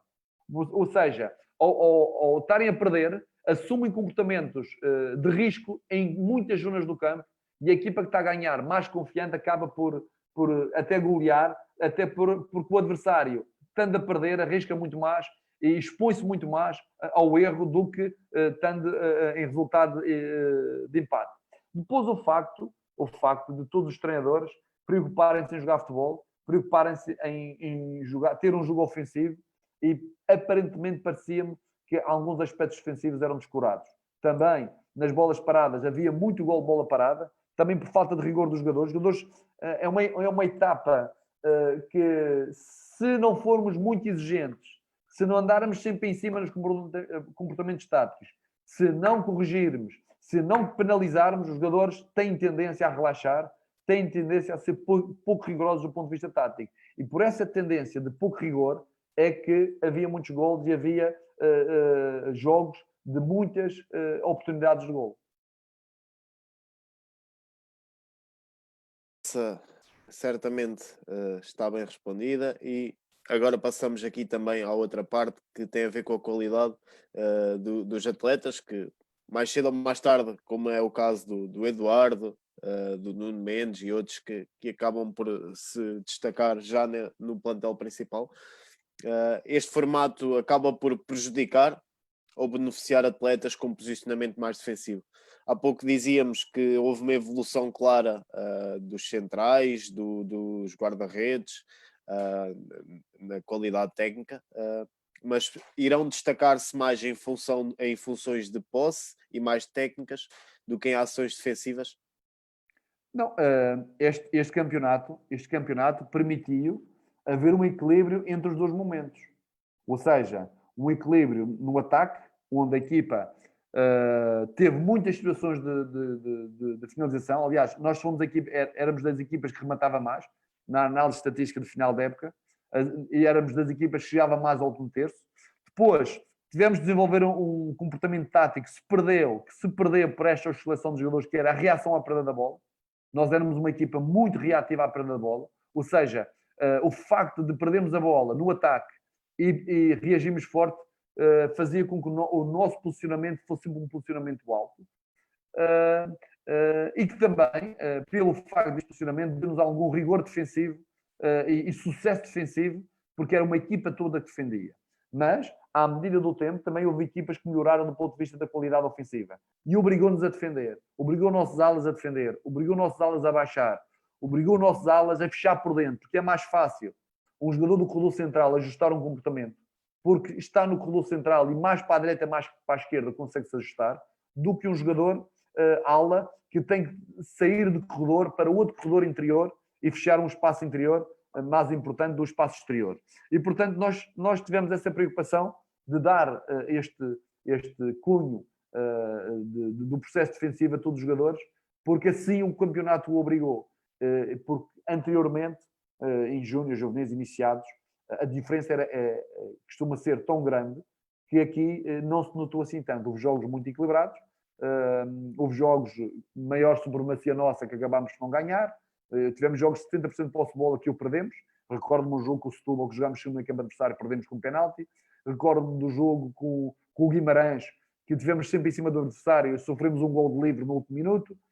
Recordo-me de um jogo com o Estoril, lá em Sintra, que levámos um chocolate de futebol, que não conseguimos, o adversário foi mais forte, nós não conseguimos sair daquela teia que nos montaram, foram mais fortes do ponto de vista da agressividade ofensiva, da qualidade tática do jogo, e acabámos por perder 3-1. Recordo-me de um jogo que perdemos 2-1 com o Benfica, fomos muito melhores que eles e perdemos 2-1 em casa, em que marcámos 4 golos, só foi validado 1. Portanto, houve muita coisa durante o campeonato que entre aquilo, o jogado e o resultado final acabou por ser um bocadinho diferente. Agora falando também de um trabalho invisível, que muitas vezes não se tem noção do que é que acaba por ser feito. Existia um contacto permanente com a equipa principal? Sim, existia através do adjunto da equipa principal, tivemos sempre um contato permanente e diário.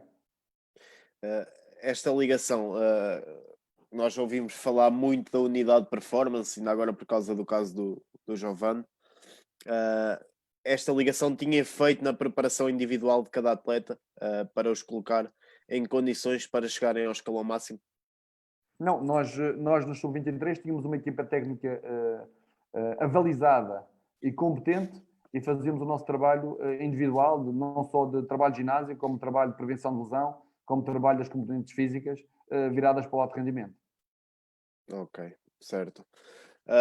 Estamos aqui a chegar às últimas questões. Entretanto, também muitos destes atletas que chegam agora à equipa principal passaram pelas suas mãos, como falávamos há pouco. Creio que muito do seu trabalho, do teu trabalho, passou por prepará-los também ao nível mental e ter alguns cuidados nesse acompanhamento daquilo que é a reação em situações menos favoráveis, como falávamos há pouco.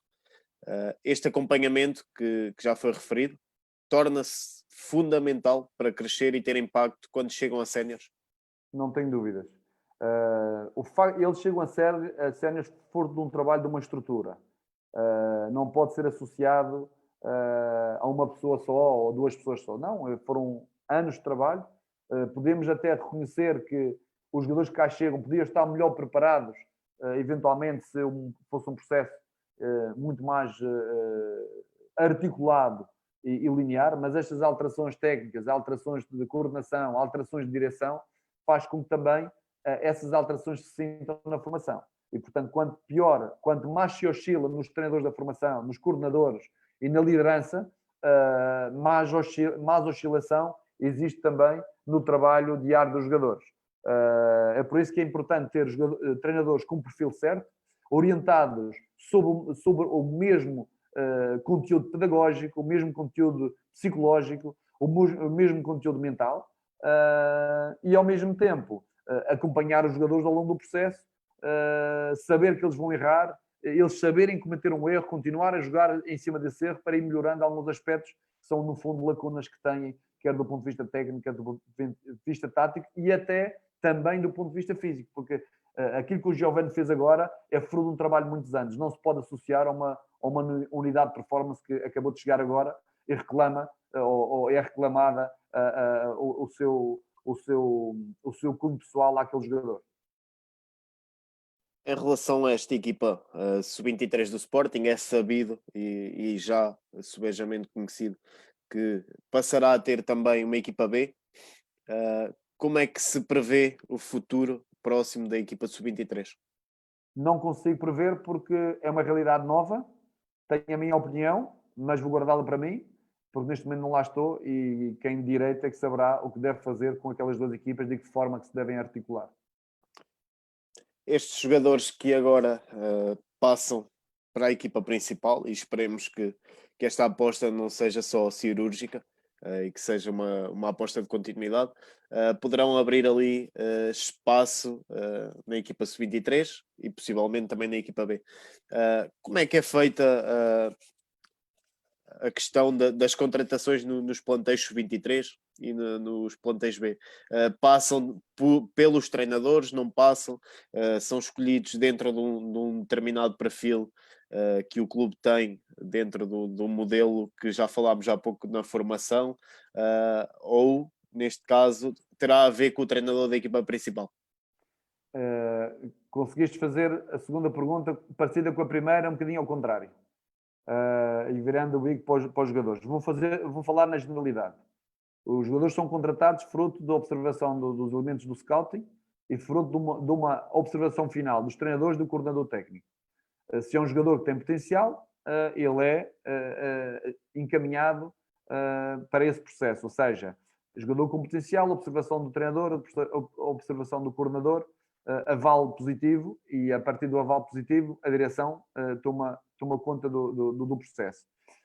Para os sub-23, já aí entra mais o futebol profissional porque é um jogador que já está a caminho do alto nível. E estando a caminho do alto nível, a avaliação tem que ser feita pelo departamento de scouting do futebol profissional, e nomeadamente do seu diretor desportivo, para dar o aval para a contratação desse jogador.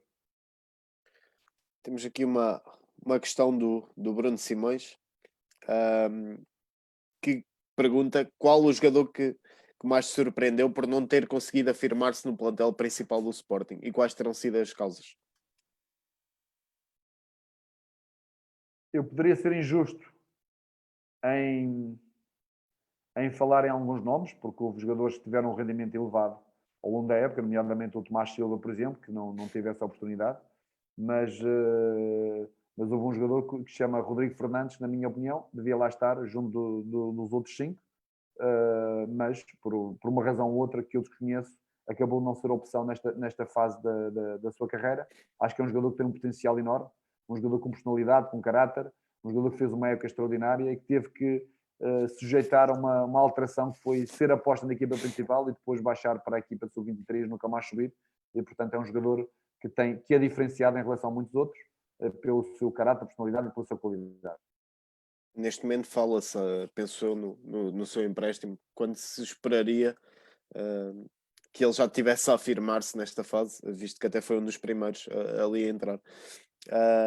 O Bruno Simões também pergunta se a formação do Sporting neste momento se sente, se o Mister sente que está melhor, mais talentosa ou menos do que há 10 anos atrás.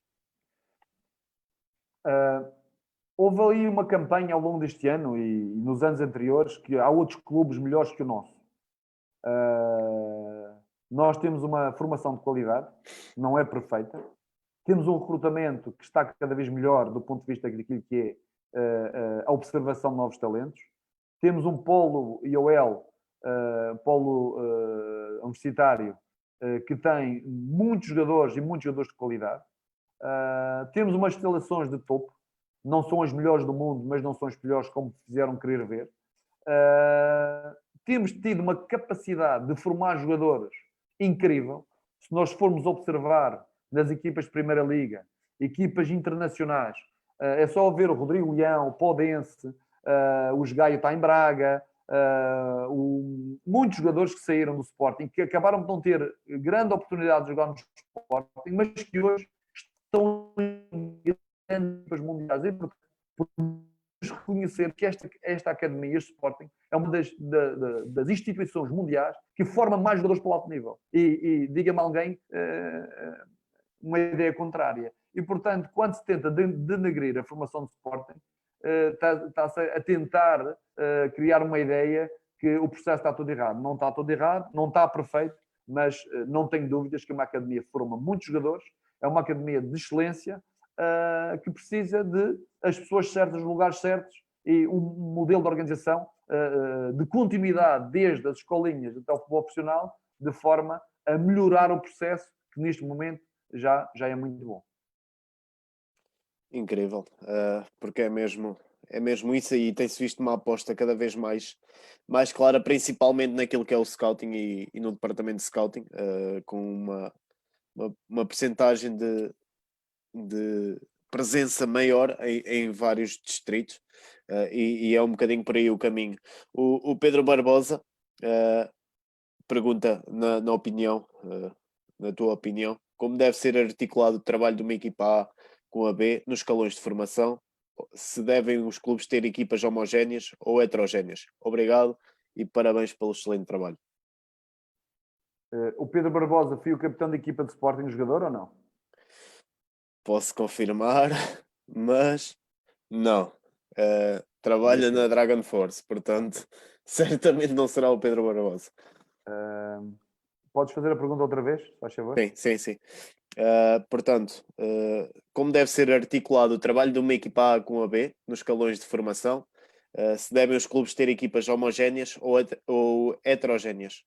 O que é que ele quer dizer com equipas homogéneas ou heterogéneas? De diferentes idades? Com jogadores de diferentes perfis? De diferentes características? Podemos deixar a questão aberta. Ok.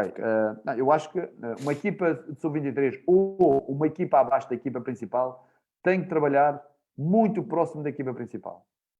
No dia que eu assumisse o cargo de treinador principal, gostaria de ter uma equipa B ou equipa sub-23, a equipa de baixo, a jogar com um jogo parecido, com características idênticas, de forma a que a oscilação dos jogadores de abaixo e acima fosse uma oscilação fácil, onde o modelo de treino e o modelo de jogo eram idênticos.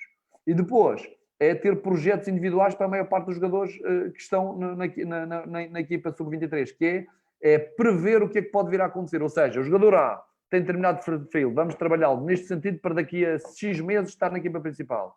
O jogador B tem determinado perfil, vamos trabalhar X meses para em janeiro ele ser emprestado a um clube porque aqui já não é o objetivo dele. Ou seja, é importante nessa fase haver objetivos individuais para os jogadores e prever e trabalhar nesses objetivos individuais de forma a lhe dar um rumo, lhe dar uma ideia e ele não sei, e saber o que é que pode vir a acontecer. E isso é importante para os jogadores saber o que é que pode vir a acontecer, que é trabalhar para um determinado nível de rendimento. Porque há jogadores que têm sentido trabalhar que vão para a equipa principal pelo seu potencial, mas há jogadores que têm sentido de trabalhar que vão para serem emprestados e ter uma perspectiva do futebol diferente, saindo um pouco da sua zona de conforto. Ok.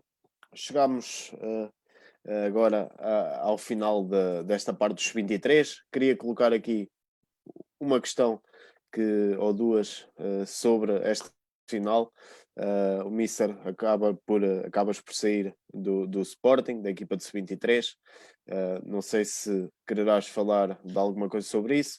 Se posso perguntar então por onde é que passará o futuro e que trajeto é que se segue nesta fase? Sobre a primeira questão, não vou comentar. Sobre o trajeto, para já é uma incógnita. Tenho a ambição de trabalhar na Primeira Liga. Já o fiz em vários países. Tenho um currículo que me permite e experiência que me permite trabalhar e fazer bons trabalhos, não tenho dúvidas. Pela experiência que adquiri, pela maturidade que adquiri. Ainda não tive uma oportunidade consistente em Portugal. Espero vir a ter, porque acho que tenho essa ambição de trabalhar na Primeira Liga, já o fiz e penso com mérito e com qualidade. A equipa do Marítimo jogava muito bom futebol, era uma equipa altamente ofensiva, uma equipa às vezes desequilibrada, mas uma equipa ofensiva. Fizemos um campeonato, enquanto eu lá estive, um campeonato intermitente, mas de qualidade, face ao investimento que foi feito na equipa, onde potenciámos Diego Sousa, onde potenciámos Ruben Ferreira, onde potenciámos Danilo, onde potenciámos Fran Sérgio, onde potenciámos Raul Silva, que está no Braga, onde potenciámos o Mazu. O Mazu veio do Guimarães, tinha 2 golos. Em 5 meses fez 11 golos, foi vendido por 1.200.000. Isto é trabalho, isto é rendimento. E há que valorizar quem fez esta aposta e quem o geriu de forma como foi gerido. E, portanto, há aqui um conjunto de características apresentadas que me faz acreditar que posso fazer muito bom trabalho na Primeira Liga, que já tenho experiência e maturidade para que isso venha a acontecer, e espero, que é um sonho meu também, que possa vir a acontecer essa realidade. E ser antes de fecharmos, e porque já percebemos que certamente se 23 no Sporting, nesta fase, seria os 23 seria o projeto ali no Sporting. Dentro disso, certamente o contexto terá que ser algo mais consistente e mais profissional e que lhe permita outras ambições. O Marco Pedrosa pergunta se a Liga Revelação, o formato competitivo, deveria ser repensado. É uma boa questão. Eu gostei deste formato porque obriga que numa primeira fase de 30 jogos as equipas estejam a lutar para ficar nos 6 primeiros, não é? Porque isso permite lutar depois contra contra 5 equipas para lutar pelo título, e torna-se um campeonato muito, muito exigente. Depois, os de baixo lutavam deviam lutar pela manutenção, de que não existe manutenção, mas existe a possibilidade dessas equipas participarem no campeonato, na taça da Liga.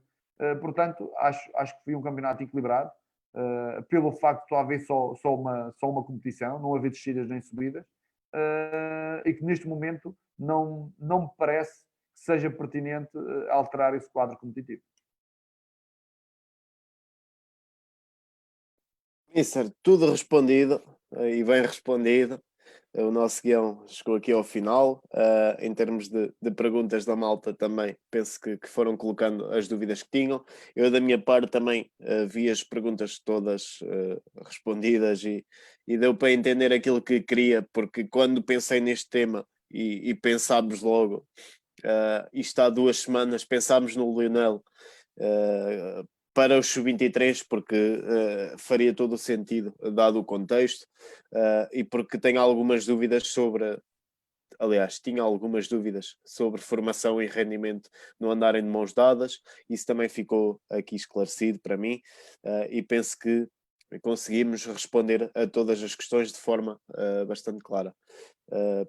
Agradecer o facto de ter aceito o convite e de se ter disponibilizado para falar deste tema, que é sempre bastante pertinente e que gera algumas dúvidas, de uma forma tão clara e tão fácil de entender. E para nós é espetacular estar perto e poder ouvir convidados como o Mister, e que certamente eu fiquei, como tenho ficado todos os outros agora com quem falo, fã e a seguir o trabalho de cada um, e certamente irei seguir o teu trabalho também de forma mais próxima, e tenho a certeza que em breve irá aparecer um projeto consistente e de qualidade para o Mister. Pedir desculpa a todos os leitores e ao Mister, como devem ter reparado, para mim hoje aqui o dia não foi fácil, estou cheio de alergias hoje e não consegui estar aqui muito à vontade com isto. Mas tentei dar aqui o meu melhor e não queria faltar ao compromisso que tinha pedido. Portanto, agradecer, dizer que foi um gosto tê-lo aqui, e que espero continuar a acompanhar o trabalho de perto e que tenha muito sucesso. Eu também deixo aqui umas palavras também de parabéns pela forma como foi conduzido este programa, principalmente pela pertinência do tema e a forma como foram colocadas as perguntas. Tentei ser o mais claro e objetivo possível, fruto não é dos livros, mas sim da vivência prática de muitos anos neste enquadramento e neste escalão. Espero que continues com a mesma determinação para as próximas entrevistas e que tenhas também o teu percurso profissional atingir aquilo que são os teus objetivos enquanto profissional. E agradecer às pessoas que estiveram a ouvir, e para mim foi um prazer enorme poder participar neste evento e dar o meu melhor e, no fundo, partilhar algumas experiências vividas ao longo dos anos. E uma boa noite até à próxima e quem sabe encontramos por aí neste mundo do futebol. Mister, muito obrigado. Certamente, com mais tempo, teremos a oportunidade de nos ver por aí, e de perceber melhor ainda o seu trabalho. Uh, Agradecer a todos os que nos ouviram, agradecer a todos os que colocaram questões, relembrar que durante a semana teremos uma rúbrica dos guarda-redes, e que teremos mais uma ou outra novidade ainda a anunciar, e que as novidades continuarão a chegar. Para quem quiser rever, o formato estará em podcast em breve, portanto estejam à vontade. Eu certamente irei fazê-lo, para não me esquecer de certas coisas que foram aqui ditas e apontar aqui no meu bloco de notas. Um obrigado, Mister, um obrigado a todos, uma boa continuação, obrigado. Obrigado.